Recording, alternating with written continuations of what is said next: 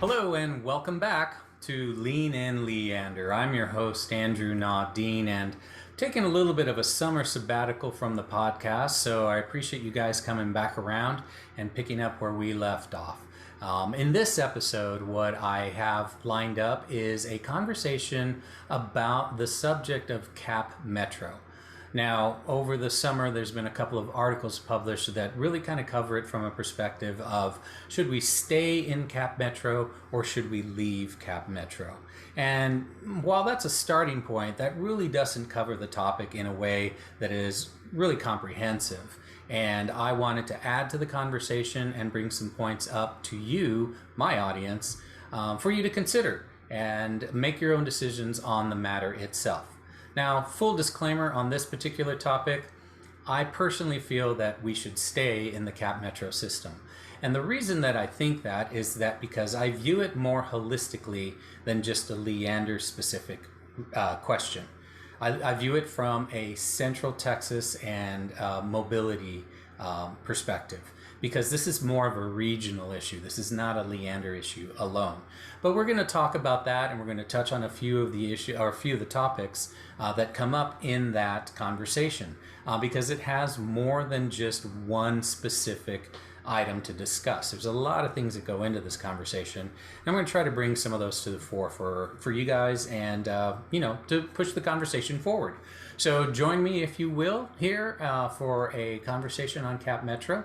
I have a subject matter expert that I think you will enjoy his perspective on this topic as well. So we'll get to him a little bit later in the episode. But now let's dive into some of the facts.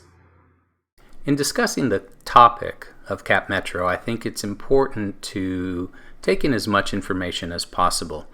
I believe that information is the key to decision making and to better understanding the complexities of an issue. Now, to start, let's take a look at CapMetro basically from the beginning. The Capital Metropolitan Transportation Authority is the regional public transportation leader for Central Texas. This was created in 1985 in accordance with a chapter of the Texas Transportation Code, Chapter 451. This was established by voter referendum in January of 1985. And the referendum was designed in a way to address mass transportation service for the greater Austin metropolitan area. That particular agency is funded in part by a 1% sales tax. Now, there's been some fluctuation in that sales tax, but it's remained at 1% for quite some time at this point. Now, the Central Texas region is one of the fastest growing areas in the country. As we've said many times on this podcast, Leander is one of the fastest growing cities in the U.S. and definitely the fastest growing in Texas. So when you start to look at that, you have to look at mobility and traffic congestion as part of your planning process, and those remain a top concern in the area.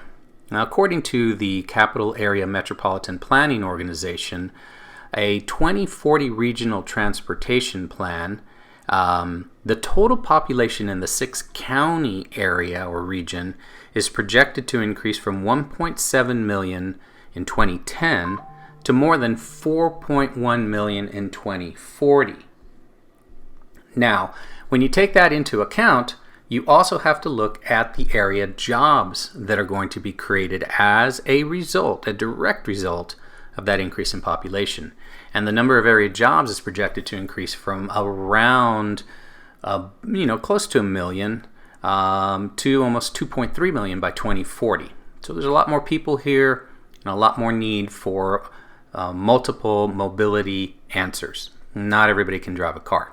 Not everybody can afford to drive a car. So let's take a look at some of the other options that are available, and that includes light rail, buses, etc. And again, this is not just a Leander issue. Now, one of the things that I think is very positive when it comes to this is on the board for CapMetro, the board that actually oversees CapMetro, there are 3 individuals who are locally elected officials.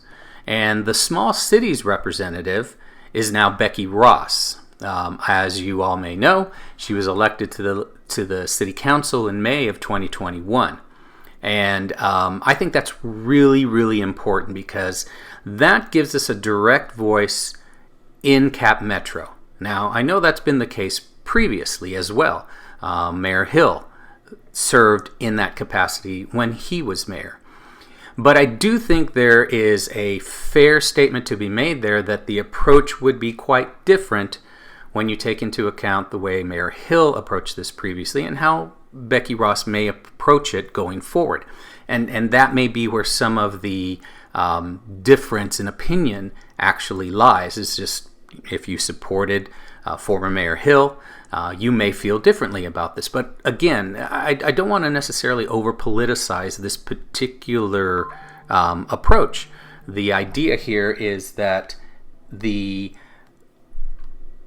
region needs to take a look at this, and I'll get to that a little bit more in my follow-up points.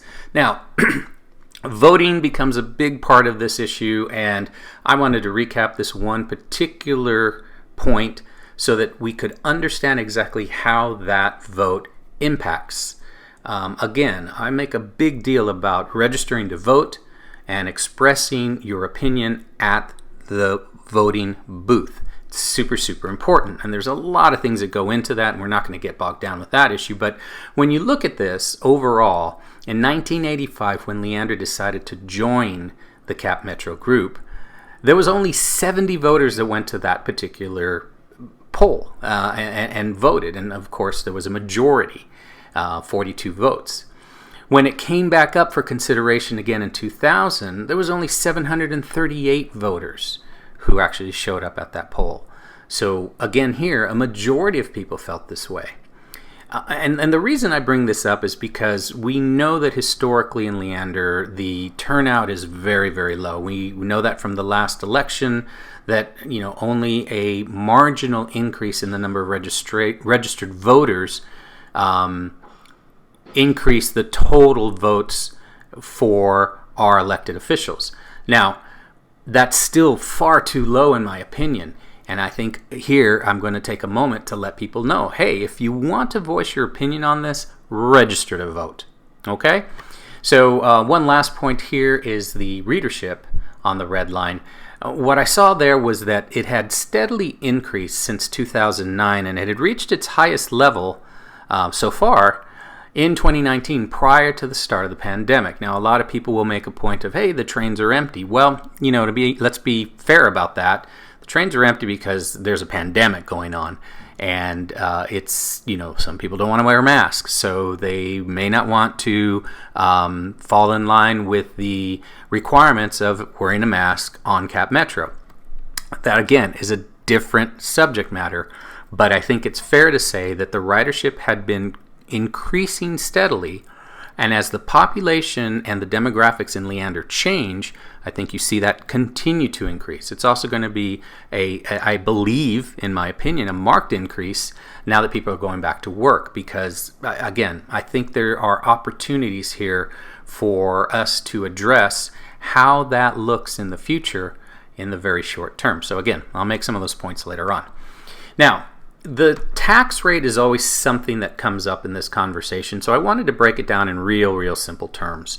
The sales tax rate in Texas is currently 8.25%. Now, the state keeps 6.25% of your purchase price. So when you go, you buy something at Lowe's or H-E-B, or you visit Sharkburger, whatever the case might be, you're paying 8.25% tax on top of the retail cost of that particular item. Now, state keeps 6.25. CapMetro gets 1% of the sales tax that's generated in the city of Leander, and Leander keeps the other 1%. So when you look at that as a dollar spent, it's an additional 8 cents on that dollar. Now, state keeps 6 cents, Metro gets 1 cent, Leander keeps 1 cent. Okay? And then if you look at the technicality of that, the state actually keeps 6.25%. But again, this is 8 cents, and we're arguing about 2 cents on that 8 cents. All right? So keep that in context. Now, this was a little harder to find because the Comptroller of Public Accounts does not provide detailed tax receipts for the metropolitan transit authorities. You have to look at the numbers based on city tax receipts. And in order to do so, this took a little bit of time. So I went against the tax receipts provided by the city, and then also the public record of budgets provided by CapMetro. And I wanted to do a comparison here because the point I want to make here is that Leander has significantly improved its stance within CapMetro from a revenue generation perspective. Back in 2011, our proportion of the CapMetro budget was at 1.3%. As of 2020, it's 3% of their total budget. Now, it's important to look at that by the numbers because when you look at how much we're contributing, it's $7 million, more than $7.5 million in 2020.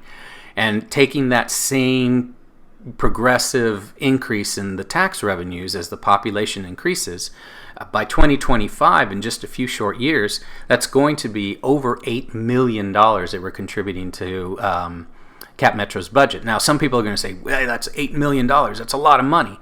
Well, let's take a look at that in context.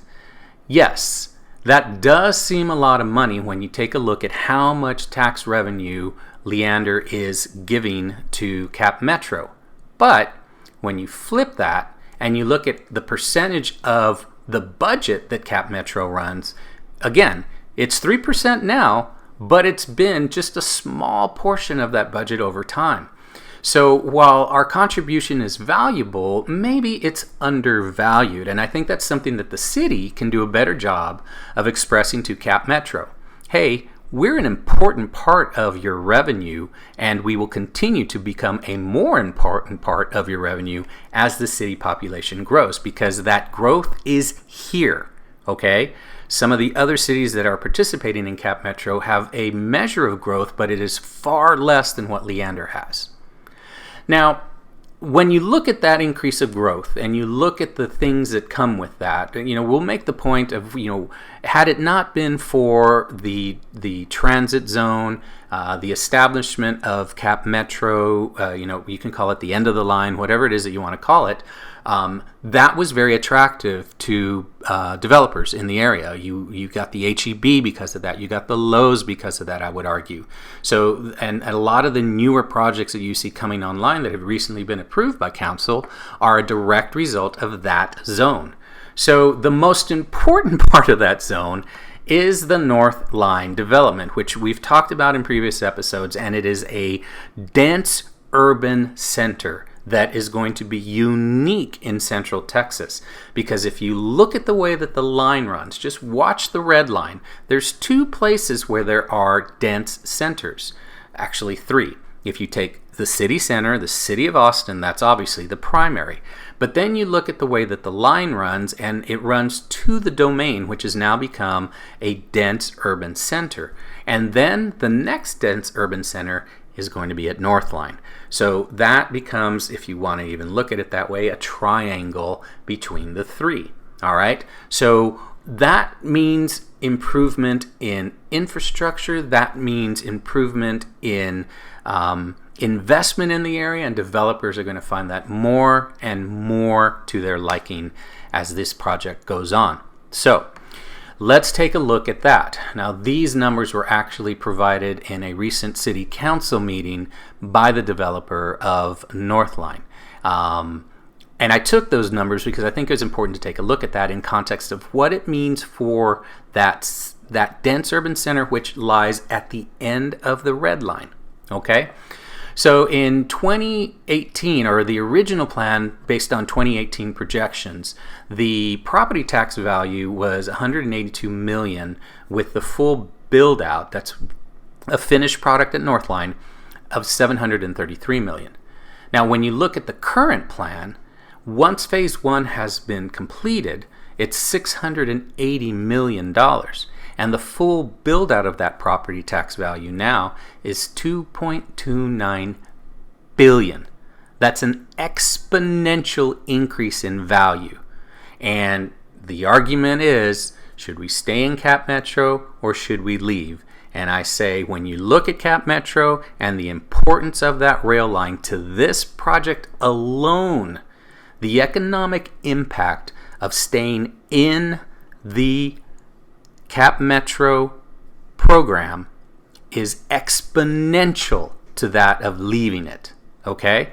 And I'm not saying that if you were to actually approve a departure from CapMetro that this wouldn't happen, but it definitely would not happen at the same level, I would argue. I think without that part of the project being in place and a full participation, full-throated participation in CapMetro, we lose a lot of opportunities.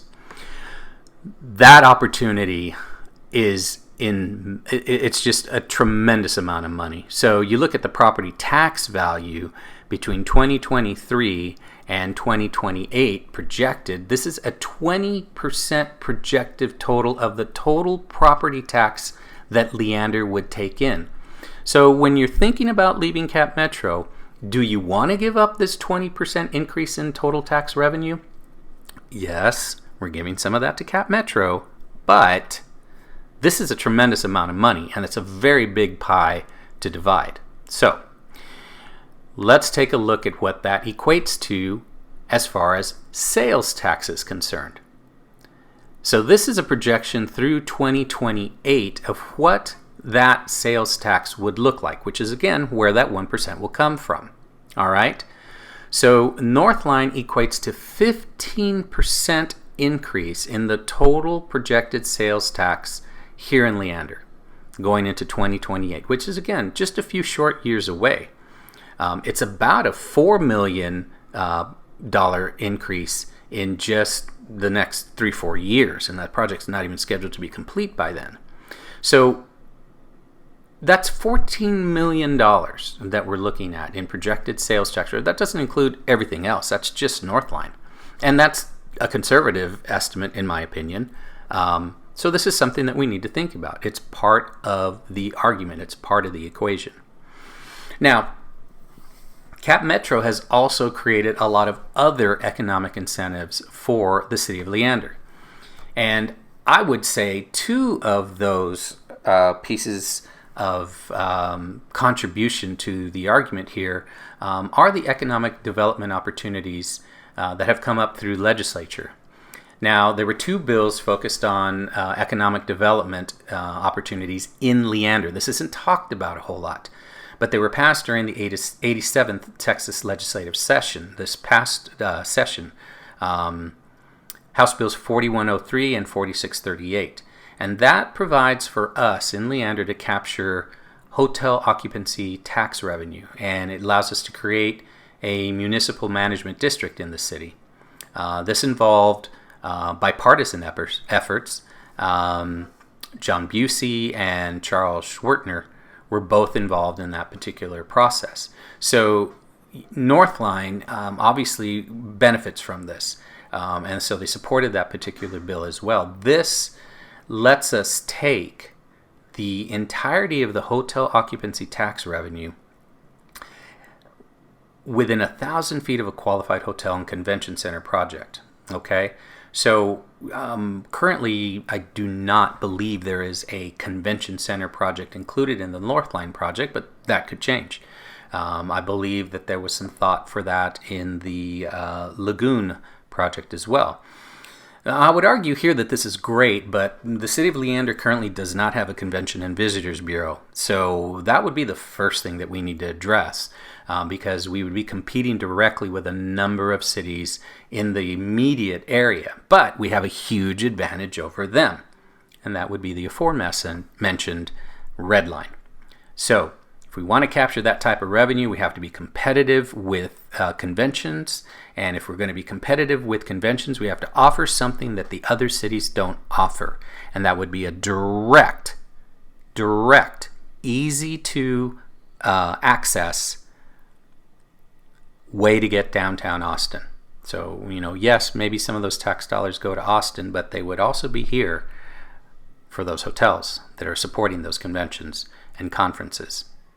Even if it was something like the Austin City Limits Festival, which pushes people at hotels way outside of the Austin city limits, Leander would benefit. The Formula One races, Leander would benefit. So you have to take that into account. Now, the other thing that passed was the management district, again mentioned before, and this allows us in Leander to really take advantage of collaborating on the benefits of that bill with the community. This enhances the viability and vitality of that municipal district, which would be, again, Northline, to recruit and retain businesses and support this district as it grows. And that's something that really, really makes a big difference. Even the city manager believes that this district accelerates that trajectory of economic growth and improvement. So those two bills combined make a big, big difference for Leander, but only if Leander is willing to take the continued path of investing in the CapMetro project, because it's intricate to those developments. Now, there's a lot of things that we can talk about when we talk about CapMetro, and one of the things that I think is something that is not discussed enough is the fact that CapMetro has a number of working partners. And when we talk about the surrounding area in Leander, again, CapMetro is meant to be a more of a regional answer. And so there are multiple partners, not just Leander. There are other partners. That includes, I believe, Jonestown, Manor, and a few others, which I don't have a full list here. But surrounding Travis and Williamson County, if you look at basically the red line, you'll see which areas that touches, and all those people pretty much participate. Now, there's been some communities that have opted out. Cedar Park opted out, for instance. I believe more recently Lago Vista opted out. So they have to find a way to be able to create their own type of transportation answers within their communities, and they feel free to do that. I think Pflugerville at one point was part of CapMetro, and they dropped out. But CapMetro now works in transit with a lot of those communities and helping provide a seamless transition between maybe a couple of different public transportation answers. The reason that I bring this up is not because of what's going on in the Austin area, but what have happened in Houston, I think, is really interesting, and it really relates to this, and it's one of the answers that I think could definitely help us out here. It's already been established in Houston's metro, and through a process, they've created a general mobility program. The city collects that 1%. The same thing in Houston. I believe that it relates to state law. Once it's approved, they capture that 1% in tax revenue. However, in Houston, what they do is they take 25% of that 1% and they give it back to the surrounding communities as part of this mobility program. Now, that money is used for streets and roadways, bridges and grade separation, traffic control signals, sidewalks, hike and bike trails, streetlights, drainage, etc. So infrastructure. I think that this could be a solution for Leander as well. If Leander were to look at this, instead of like, should I stay or should I go, even the Clash warned us about that, we should look at it in a manner that we collaborate with our neighbors who are also part of the program and go back to CapMetro and say, hey, you know what? There's a program in Houston that works very, very well, and it helps recapture some of that tax revenue and bring it back to the surrounding communities. And if we can do that, that's already a solution that works in Houston. So rather than rattle swords about leaving, let's work together, not only with CapMetro, but with the other communities, and come up with a better plan for mobility.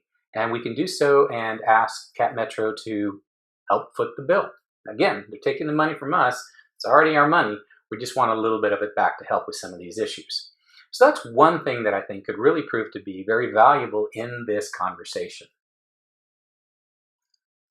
Very valuable indeed, because when you look at CapMetro in Houston, they have contributed $3.65 billion to the mobility plan since its inception.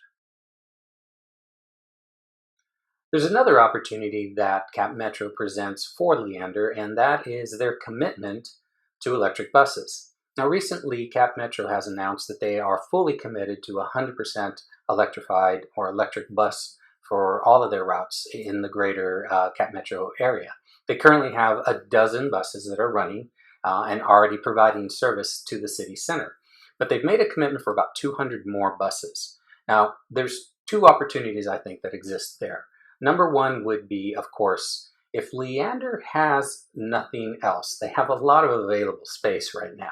And with the growth being what it is, we could very easily go to CapMetro and talk to them about providing a vehicle charging system or a bus station, if you will, for those electric vehicles that are serving the northwest and 35 corridor, the red line corridor, if you will, with services, helping CapMetro bring down the cost. Instead of having to drive electric vehicles all the way out here, they could actually house them here and go back the other way.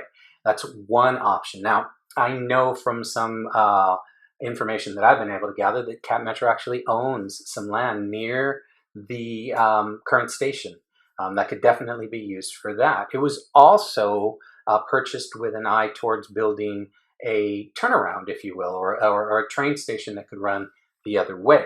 And that would also help if you're looking at a couple of different things here, maybe the electric train light rail that we'll talk a little bit about more with Lyndon Henry, or even just the diesel line. Just the opportunity to not necessarily have to take the rail system all the way in and out. There would be a secondary station for repairs and things of that nature that could live out here in Leander. That also creates jobs in Leander. So there's a couple of different solutions that we can actually start to look at, as opposed to just exiting the system as a means to recapture some revenue. There's ways to create revenue by staying in CapMetro, and that's just one of the other opportunities I think exists. Now, in addition to that, we could also go after the actual manufacturer of these buses. There's a company called Proterra that is in South Carolina, and they actually manufacture those buses. Now, South Carolina is probably a great way to be able to facilitate the purchase of their vehicles on the East Coast. But if they had a manufacturing facility here in Leander, they could actually service the southern corridor and the West Coast a lot more efficiently than transporting those vehicles all the way from the East Coast. So we could easily use the Port of Houston to move those vehicles internationally as well. So there are other solutions. We just need to think bigger and think grander than we do typically here in Leander. It's a matter of just putting pen to paper and making the effort. And I think that's where I call upon our city leaders and our city management to explore some of these things. It's definitely doable. It's been done in other cities. Let's do it here in Leander. In addition, I would ask, what are we doing to reach out to our representatives? I know that in the city of Hutto, they were given a $1.4 million grant to improve infrastructure. Now, that was infrastructure, I believe it was related to grading, and I think it was 79 and FM 1660 in Hutto, where they were actually doing some improvements. So they reached out to federal programs in order to be able to do that. And it was Representative John Carter, judge, I believe, is how he is known in the area, who helped facilitate that. So we should be having those discussions. We know from what I've said earlier in the podcast that Representative Busey, along with one of his cohorts, has helped Leander capture a couple of legislative wins. But now we should reach out to, as well, again here, I'm asking the city and the leadership in the city, as well as the management of the city. Let's start having those conversations. There's federal money to be had here, especially with this infrastructure bill that will be passed very, very soon. There is an enormous opportunity there for Leander to really leverage some of those funds to help with specifically a lot of the issues that we're dealing with right now. Whether we use those funds specifically for transportation and train, which is definitely a big piece of that infrastructure deal, or if we reach out and talk to our representatives and tell them, hey, there's some shortfalls in our budgets because of the way that we are investing in the future of Leander. And those federal monies would really help us accelerate that process. We could focus that on our infrastructure, our water, and our roads. I think that would be a big win, and it's an opportunity waiting to be had for us here in Leander. But we have to think progressively, and we have to think about reaching out to those representatives and telling them what is actually going on in the city and how we can use that, facilitate that, and leverage that for a much brighter future for all of our citizens. Now, I want to discuss this with a little bit more context even still, and I brought in a subject matter expert to do so, Mr. Lyndon Henry. Let's go ahead and see what that conversation looked like.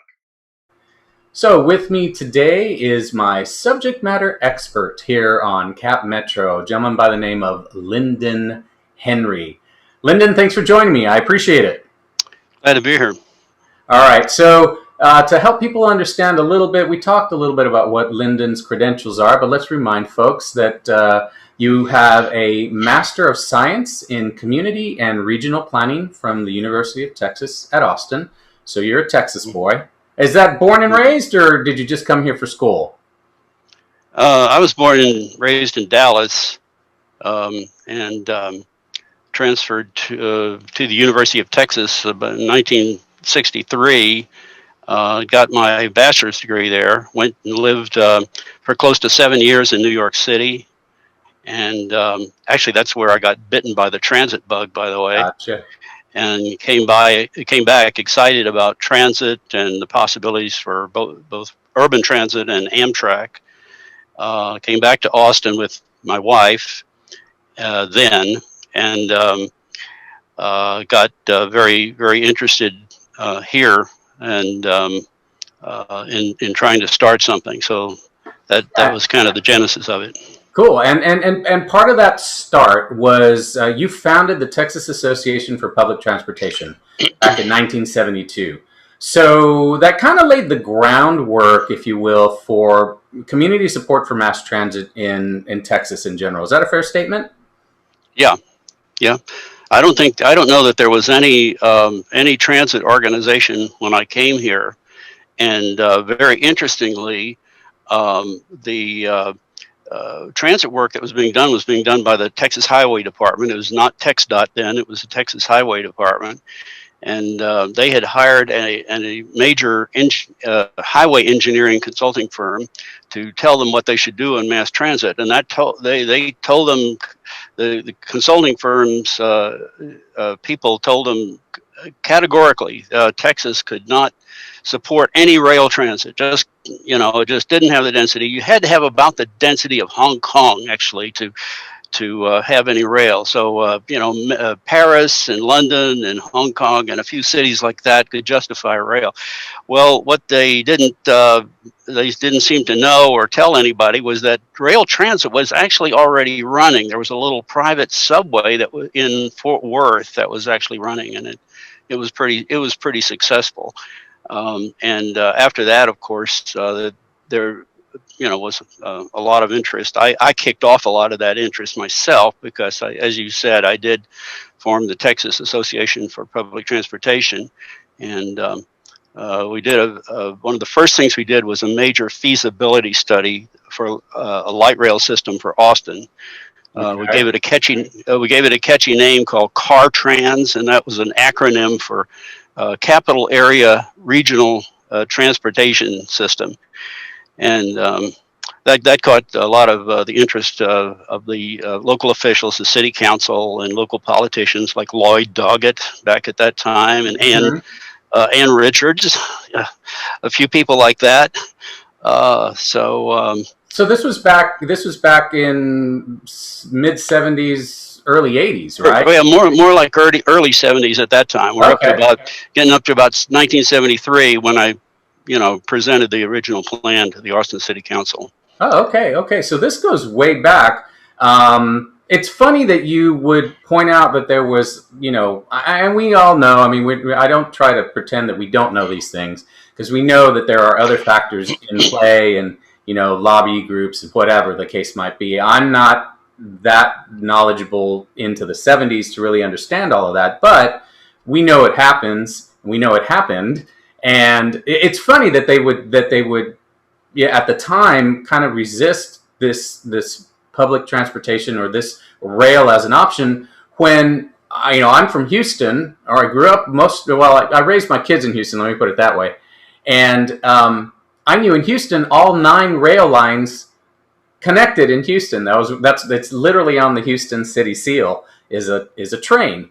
Much like there's a big focus on train imagery here in Leander, and so that's kind of one of the reasons that we're talking is to kind of help people understand that this is something that's been going on for quite some time, and there's a lot of other factors that lead into the what I would call kind of like the foot dragging on rail systems and whatnot. Is that fair? Would that be a fair assessment? Yeah, that is, and at that time there were bigger feet and they were dragging harder. Uh, so when I came along with a feasibility study that had just packed it with facts and evidence, and I think pretty good arguments, and I presented that. That was quite a breakthrough, and so the city council got quite excited about that. The net result of that was to get rail planning into the local transportation planning process, which was Okay. doesn't sound like much, but it was a huge step at the Okay. time because all transportation planning at that time meant highways. And just so you know, Austin was slated to have a central expressway that would ream down what is now the Lamar Guadalupe corridor, which is where the orange line is going to go. Mm-hmm. Instead of a rapid transit line, they were going to have a central expressway. So all of that, the West Campus area, and all up and down that area would have been. I use the term reaming it out because what happens when you put in a major multi-lane freeway down the middle of a city. Mm-hmm. And so looking at that was one of the major starting points and pivot points that was used in that feasibility study to say, look, instead of doing this and taking out all these homes and all these businesses and all of this real estate to put in a highway or a freeway, what about a rapid transit line down this corridor? And that's what we're doing today. I think So it's fascinating when we start to look at this. I always like to try to peel off the layers of the onion, if you will, in it's terms of a lot of there's a lot of onion onion to here. go here. Yeah. There is a It lot is of getting me onion here. started. For sure. So that kind of takes us to when you were appointed to the Austin Travis County Mass Transit Task Force around 83, 84. And that was one of the things that led to the creation of CapMetro back in 1985. So tell me a little bit about that process. I guess the main thing that was basically a committee. The task force was just another name for a big committee that was appointed by the city council in Travis County, and they were interested in a mass transit authority for Austin. They were kind of starting to look at what was happening in Houston and in Dallas, which are two cities which are both going for major mass transit authorities at that time, and I think I'd already gotten the legislature to approve that for them, and they, were saying, look, this would be great for this city too. So let's go. So the big issue in the committee, as it turned out, was what rate of sales tax should the committee should be recommended, and a lot of other cities, as you may know, like San Antonio, El Paso, Fort Worth, have gone for a less than the full sale 1% sales tax. But I led the effort to get the committee to vote for a full 1%, and that's what we ended up with. And that has done is give the authority lots of money to do a really really good transit system and be able to have some money to be able to put into a rail system. So That's excellent. I mean, and again, in context, it's important to understand what that really means at the end of the day, because a lot of focus here locally in Leander will be obviously on that 1%. And, I've talked a little bit about that earlier in the episode. So, understanding why that needed to be done or what the thinking was behind that at the time is important to understand in context.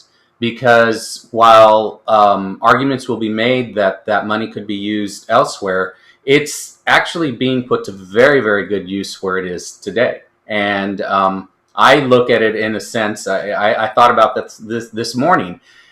If you didn't have mass transit, let's just say mass transit didn't exist, and any mass transit, I'm not talking about just rail. If a friend of yours came over and said, hey, I don't have a car, I need a ride somewhere, you would probably say, oh, sure, let me take you. So for me, I look at it and I thought about it this morning. I said, you know what? That's what mass transit is. Mass transit is a ride for everybody and all of our friends. So if you don't have a car, you can get on a train, you can get on a bus, and you can get where you need to go. So I think that's an easy way to kind of understand what we're doing as a community when we contribute that 1%. Yeah, exactly. There are other things that happen too. So you're giving people new mobility opportunities, which they do take advantage of, and they may not do it every day. Some people say, "Well, I only ride this once in a while," and people have to understand that it's there when you want it and when you need it. If there's some big event you want to go to and you don't want to hassle with the parking, or they even have banned parking and said you've got to come by mass transit, there is a mass transit system to be able to do that. And it attracts it's an attractive way, say, to go without having to hassle with all the traffic. It would be an attractive way for people in Leander to come into Austin, and an attractive way for people in Austin to get up to Leander. And to me, the possibility of destinations and events going on in Leander is very exciting. And it's something that a good, especially a good rail connection going up there would facilitate. Now there is the red line. We'll probably talk about that. Mm-hmm. What I'm interested in is that the new electric light rail system that Austin is planning would be interconnected. The line to Leander would become part of that. So yeah, and I think that's a really, really important point, and we are going to get to that, but I do want to make sure I mention a couple of other things before we touch on that subject, because for my audience, I want them to understand really kind of your length and breadth. Obviously, you've been involved with this from the very, very beginning, but you were also on the CapMetro board. You were a member and vice chairman from 89 to 93. So if I have my facts correct, and if I've read the history of this correctly, there was a period of time where CapMetro was in a little bit of flux. There was some issues that needed to be ironed out, and I think your time on the board really kind of lines up with getting things back on track. No pun intended. Well, to some extent, I came in at a fairly early point in the authority's history. It got into a bit more trouble after I left, actually.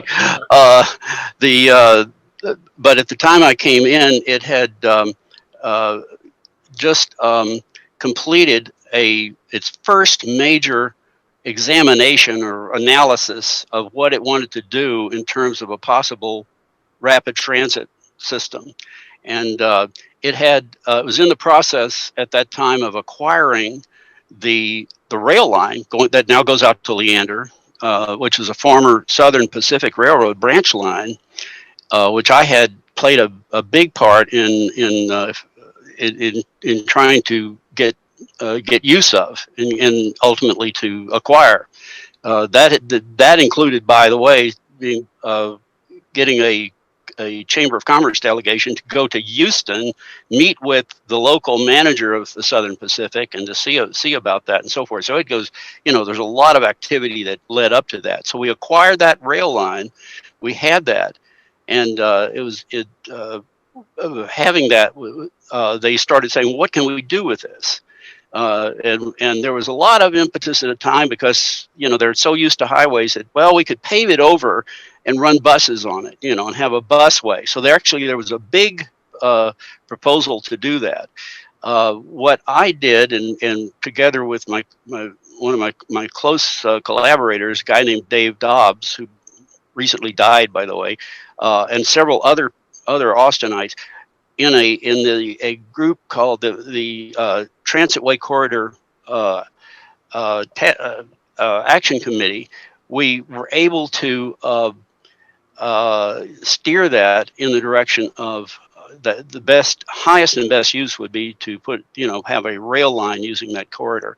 So that was crucial. When you say that there was maybe some flux and so forth going on, that would be the flux at that time. Okay. Does it go with becoming a busway, or does it go with rail? And the ultimate answer was the CapMetro board voted that the locally preferred alternative would be light rail using that corridor. So that kind of was a major point in the whole process. So there were some other things that happened after my time on the board, but that was the big thing that I was involved with at that time. And what you're talking about there is your involvement as a data analyst for CapMetro. You were involved in community business relations and strategic planning from about 2002 to 2011. That's really kind of what you're talking about there, the introduction of the concept of a light railway, obviously a joint transit committee, and that's what ultimately led to the Red Line, right? Yes, I introduced the idea of having a self-propelled diesel kind of operation as an interim transition kind of concept to you could put it on the railway that we owned, CapMetro owned, and run it, and also use it as a kind of a demonstration that rail would work. Mm-hmm. And that was generally accepted. No, I think again, now we've kind of taken it full circle here from the start to the Red Line and some of the issues that came up. But it's been. I think I could classify this as it's been a constant fight to ensure that this option remains not only tangible but viable as well. Is that fair? I mean, we keep running into this. People think for some reason that the rail is just it's not as intricate of a piece to the overall economic stability and growth of the area. I mean, the way that it's structured right now, obviously there's CapMetro, but there's the outlying cities, which Leander is part of, that participate in that process. And, I think that's one of the things that we talked about when we talked the other day, was the fact that this was really meant, the initial concepts and the ideas behind the rail in the greater Austin area were to tie the communities together in a more functional economic base. Again, is that a fair statement? That's a very fair statement, yes, and very critical part, I think, that rail plays. Rail is virtually unique in that. I mean, if you ran a bus, it's very good. That's a good service, but it doesn't do exactly the same thing with the permanence and the ability to run fast on its own track and so forth that a rail system does. The other big thing that rail, the Red Line, has done for Leander is to very, very tangibly and obviously attract a lot of development around the station area, and there's been, and of course that big Northline project that's underway that's going to go in there.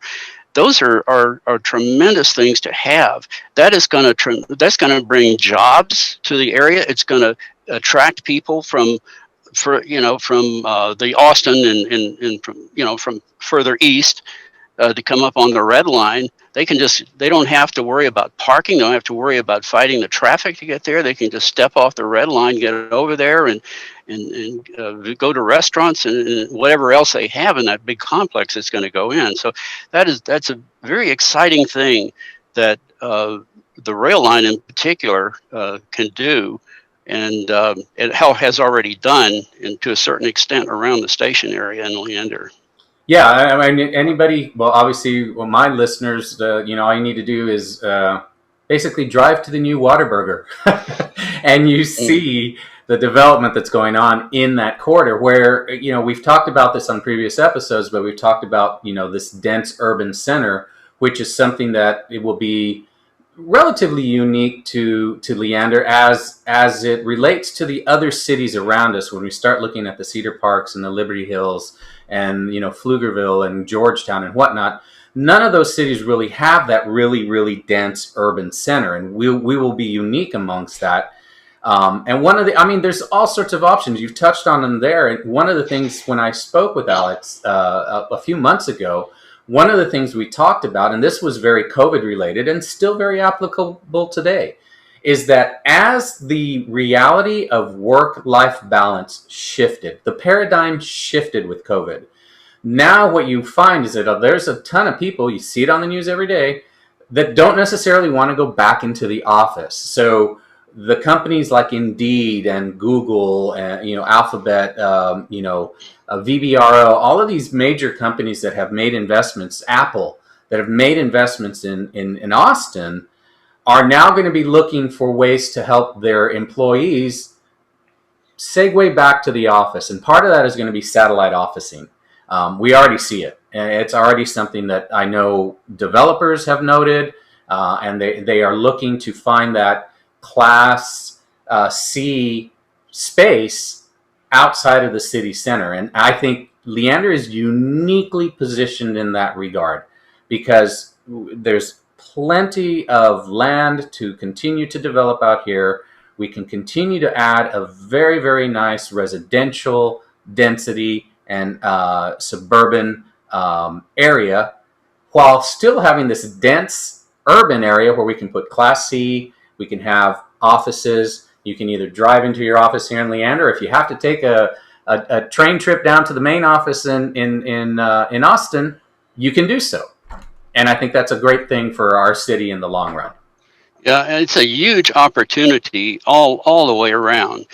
The other thing I want to point out is that this development coming into a city like Leander amounts to a huge tax base for local revenue, which you don't get if you take that 1% sales tax and away from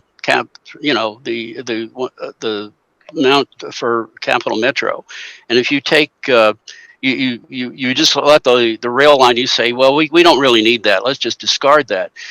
And then you put it into whatever garbage collection and whatever other local needs, which are true local needs and so forth. But if you would do that, basically you're not going to get that incremental growth of tax base that you get. It is tremendous. It is tremendous. I just did a research paper a couple of years ago that got a lot of attention. I did it in collaboration with a couple of other people. And we looked at the amount of development and the return on investment from that development that is directly associated with the installation of particularly new light rail lines around the country. It is tremendous. It is like we're talking about hundreds of % of return on investment. Just amazing. The amount of investment that comes back from that, and then so much of that is goes back into the local revenue stream for the local city, which you don't get by other uses of that money that's being spent to operate the authority. So yeah, no, absolutely. I think it's super important to point those out. We've talked about this in previous episodes as well with multifamily housing, how the density of a multifamily housing, what the tax impacts are of those types of decisions are really, really exponentially more so than, any kind of residential development that you can have. And I'm not saying one is better than the other. I'm saying that you need both, and that if we can position ourselves as a city to take full advantage of what we've invested in for the past, since '85, basically, we should continue on that path. It to me, it feels like we're cutting our nose off to spite our face, and that we would not realize the benefits of those investments over time. But you mentioned, again, we talked a little bit about light rail, and here's where I want to pivot a little bit in our conversation, because when we talked the other day, you brought something up that I found very, very fascinating, very interesting to this conversation. And it was obviously, I think, Project Connect, creating an orange and blue line and several other lines, but we'll fixate on the orange and blue lines, which essentially tie the red line potentially all the way down to Bergstrom, the airport. And there's one little thing that we need to kind of maybe address in making sure that that happens and we have this full connectivity and freedom of movement, and that's the conversion from the aforementioned diesel, which you said was really meant to be a temporary solution, to full light rail. Help me understand what that looks like and what you're talking about there. Well, basically, the diesel operation has done a lot and has been a way to get rail up and running. Obviously, has attracted some of that development we've been talking about and so on, but it's going to be limited. And you are in a tremendous growth area in the whole corridor that goes out northwest, what's called the Northwest Corridor of the Austin metro area, in terms of transportation planning. That has, I think, the second highest population growth of the entire I-35 corridor going north-south through Austin. Second highest to that. And it's got the highest employment growth.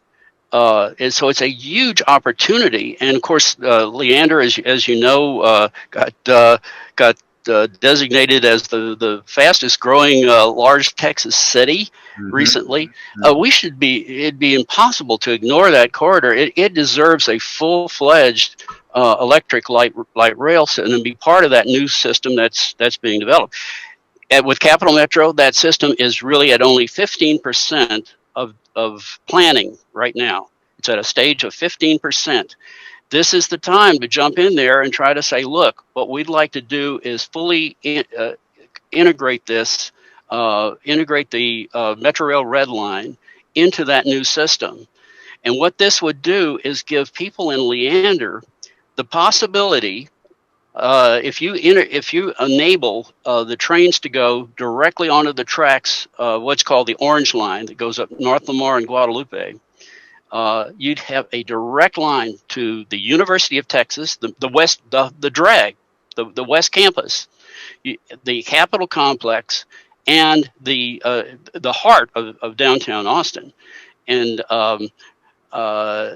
I think that is certainly worth thinking about. And if you make this part of the blue line, which is going to be the line that connects out to ABIA, the airport, you'd have a direct route from Leander straight to the airport. So you'd go straight from Leander to UT in the downtown area, and you could go straight to the airport if you made that connection. That has to be put into the design. Now, I want to stress that right now the budget is not there to go in and implement this, but what they need to do is to put that into the design of the system that they're doing so that it will be possible to make that connection. If they don't do that, this will basically pretty well eliminate that for a generation or more to come. So this is the time to do it. Yeah, no, I think it's super. I like to bring up Chicago as an example, and I'm sure you have plenty of other planned examples. But I'm most familiar with Chicago. My daughter lives up there, so I visit quite often. And one of the things that I really, really appreciate about the city of Chicago is that I can get around without necessarily renting a vehicle, without necessarily having to deal with traffic or anything like that. because there are lines directly from the airport to the city center, and then there are lines that take me from the city center northwards or eastwards from Chicago, or rather west, because you can't go east, that's the lake. But there's ways to get around in Chicago, and you don't necessarily need a vehicle. And we've visited. I've done, for my son when he was younger, I've done soccer camps up there and whatnot, where I'm able to take a train to where I need to go, and maybe do, like, at the time, I was doing some of those lock and leave rentals just to drive around in that little area, or Uber, Lyft, whatever. But the point I'm trying to make here is that those systems are not necessarily integrated. While they run next to each other, you most of the time have to jump off of one train and catch another train. And I want people to understand that's a very, very effective way to get around in Chicago, which is a huge city comparative to Austin. If Austin were to think about this, it's what you're basically saying is like, hey guys, let's plan to connect all this stuff so that we can have a single ride. I think you called it a one-seat ride. Yeah. From the red line all the way down to the airport and the blue line, which would eliminate that jumping from one train to another for anyone who wanted to do that. And I think that's a great idea. Well, exactly. And the other big benefit for CapMetro is that if you integrate this system, so you basically go over to having one system instead of two separate systems, you got a huge savings just by doing that. That's an order of magnitude saving just by eliminating the need for a whole separate maintenance facilities and whole separate infrastructure and all of that, and a whole separate vehicle purchases, they're totally incompatible. But by going to electric light rail, you are having a tremendous operating cost saving. And if we can get a CapMetro to realize that, I've just done some research, and the few systems around the country that are run similar systems to Austin, and using that as a basis, I've done a little bit of research. Basically, these are places that run in one corridor or another. They have a diesel operated system just like we do here. Mm-hmm. And then they have a light rail. San Diego is an excellent example. They have the San Diego Trolley electric light rail system that went in 1981. And then sometime in the 2000s, I don't remember the exact date, they set up in one of the suburbs from Escondido to Oceanside something called the Sprinter, which is a diesel-powered system, just like we have the Metro Rail Red Line.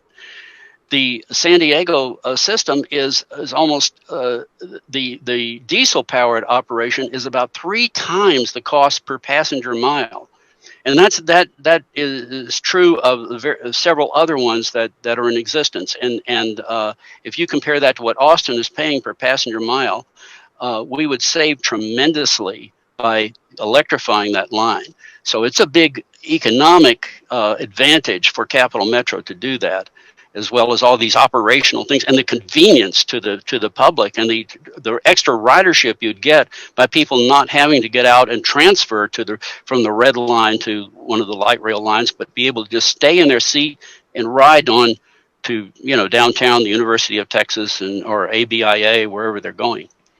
I think far too often in planning and in communal efforts, whether they be economic efforts or transportation efforts or whatnot, I just, in my experience, I found that far too often the short-term thinking seems to be a little bit louder in the room, and so you end up with a bunch of short-term solutions, which therein create long-term problems. What we're talking about here is maybe a little bit more of a holistic view, a little bit more of a long-range planning process, that we think about the things that are going to be affecting us not 3 years from now, but 8 years from now, 10 years from now, 15 years from now. And I think there's so many opportunities here. This is just rife with opportunity.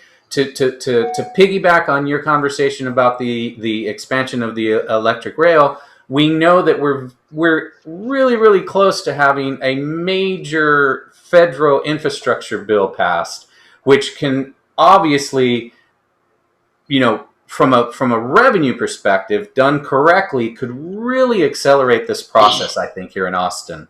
And we've also got to think about the fact that, when you look at the country of China, they're closing in on 50% electrified vehicles for personal use. So there's a lot going on here that I think people need to think about and just take off the blinders of what it is that's bothering us today and try to think about a little bit in the future. And I'm very, very happy to have made your acquaintance. I found everything that you have talked about to be absolutely fascinating and very, very topical for what we're talking about here in Leander today. And, I want to thank you for that input. Lyndon, any final words of wisdom to the folks here in Leander as we talk about this issue? Well, if you want to make a very prudent choice for your future in Leander, certainly you'd want to stay with CapMetro and the mobility that it's going to give you in the future. And the other thing I want to emphasize is that CapMetro needs to have a regional vision. So on its part, it has to go beyond this just thinking strictly urban Austin, and think that we are a regional metro city. Mm-hmm. And Leander is part of that regional metro environment and needs to be interconnected with its major new light rail system that it's putting in. Yeah, I couldn't agree more. And I mean, everything that I've done in my research on this and in other conversations have all revolved around that connectivity that Leander has always provided. Historically, you can go back and you can see how important the train was in Leander. I know we're talking about freight, but it was important because, I mean, really, the capital itself would not have that beautiful pink marble were it not for the freight line that was coming from this area down into the capital area, because that's how they moved that brick. And we need to think of ourselves, in the worst case scenario, let's just think of ourselves as limestone brick, and we just want to get down to the capital. So again, Lyndon, I thank you so very, very much for your time today, and appreciate you appearing here on Lean and Leander. Well, thank you for the opportunity, Andrew. Appreciated it. Yeah, no, I send me that research paper that you're working on and keep me addressed as to your efforts. I am happy to ally with you and help out in that regard. Okay, you're going to get really into the weeds with that paper, by the way, but if you want it, I'll send it to That's okay. I mean, there's folks that like to read that stuff, so I'll post it. I'll link it out, and people can do their own dives. But I'll read it. I'll use it for some light Sunday reading. I'd like to thank Lyndon Henry for joining me and bringing his perspective to this conversation. I know he provided a lot of information that I think people will find very, very fascinating. And I hope you've enjoyed some of the material that I've put together in making the case for staying in CapMetro. I appreciate the support and look forward to the next episode here in Lean and Leander. We probably won't be doing them quite as often as we were early in the year, but that's really because we're looking into these subjects to give you a little bit better information and a more detailed look at the subject matter. So I appreciate the support, look forward to the next episode, and we'll see you then. Thanks.